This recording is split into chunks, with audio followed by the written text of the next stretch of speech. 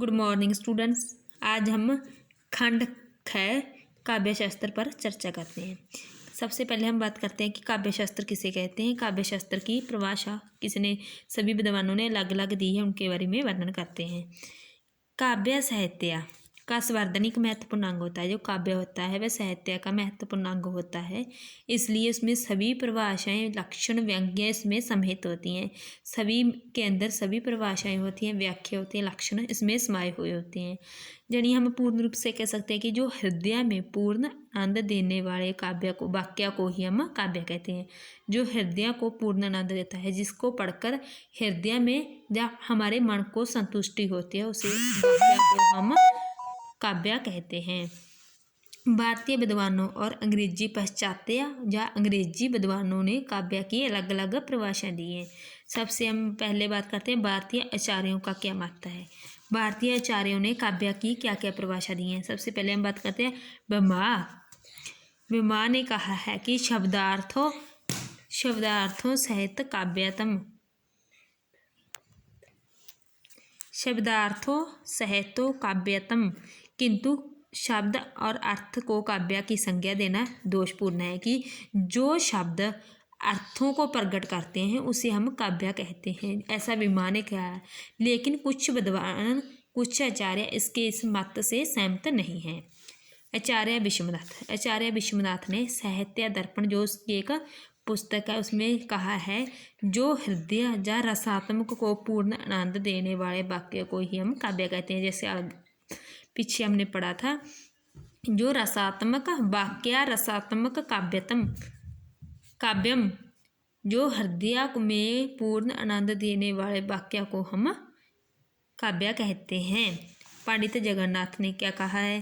पंडित जगन्नाथ मानते हैं रमणीयार्थ प्रतिपादक शब्द काव्यम, यानी कि रमणीय अर्थ के प्रतिपादक शब्द को हम काव्य कहते हैं। या फिर ऐसा कह सकते हैं कि जो काव्य उस भावपूर्ण रमणीय रचना को कहते हैं जो हृदय, मानव के हृदय को प्रभावित, चित्त में एक अलौकिक आनंद का संचार करती है। यानी कि जो मानव के हृदय में प्रभावित करके एक अलौकिक, अद्भुत, अपूर्ण आनंद का संचार करती है, जिससे व्यक्ति के मन को संतुष्टि होती है, उसे हम काव्य कहते हैं।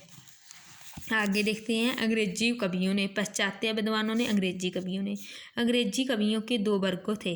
पहले वर्ग में जो काव्य के बाहरी पक्ष पर अधिक बल देते थे, जिसमें प्लेटो, अरस्तु, ड्राइडन, जॉनसन, मैथ्यू अर्नाल्ड आदि विद्वान हैं।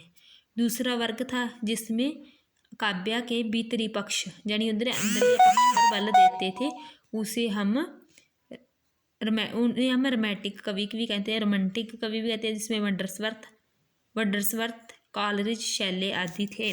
सबसे हम पहले बात करते हैं, अरस्तु को काव्य शास्त्र का जनक माना जाता है। उसने कहा क्या, काव्य कला भाषा के माध्यम से प्रकृति का अनुकरण है। जो काव्य है वह कला के या भाषा के माध्यम से प्रकृति का अनुकरण है, उसे हम काव्य कहते हैं। वर्ड्सवर्थ ने क्या कहा है, कविता उत्कृष्ट अनुभूतियों की सहज उत्क्षलन है। यानी कहते हैं जो कविता है उसमें अनेक अनुभूतियाँ हैं, उसे ही हम काव्य मान लेते हैं। कॉलरिज कहते हैं कि कवि ऐसी रचना है या काव्य ऐसी रचना है जिसमें श्रेष्ठतम शब्द या श्रेष्ठतम कर्म में प्रस्तुत होती है, जो सबसे श्रेष्ठ होती है, उसे हम काव्य कहते हैं। सभी विद्वानों ने अलग अलग से रचना दी है। आगे हमारे हिंदी विद्वान थे। पहले हम भारतीय आचार्यों की बात की, फिर हम अंग्रेजी विद्वानों की बात की, अब हम हिंदी विद्वानों का मत मानते हैं कि उन्होंने काव्य को कौन सी संज्ञा दी है।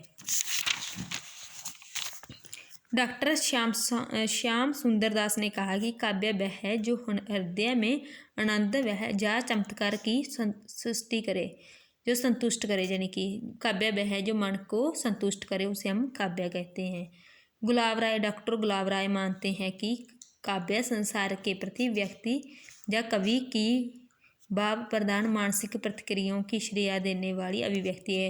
वह कहते हैं जो काव्य है वह संसार के प्रति जो कवि है उनके अपनी जो अनुभूतियाँ होती हैं, उनकी मन की अनुभूतियों को दूसरों तक पहुँचाने वाला, उसको श्रेय देने वाली अभिव्यक्ति है, एक आवाज़ है।